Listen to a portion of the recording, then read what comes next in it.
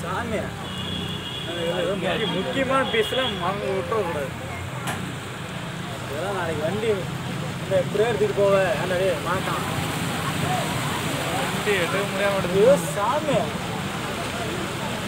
bike தான் ஆட்டாக்கு பின்னாலதான்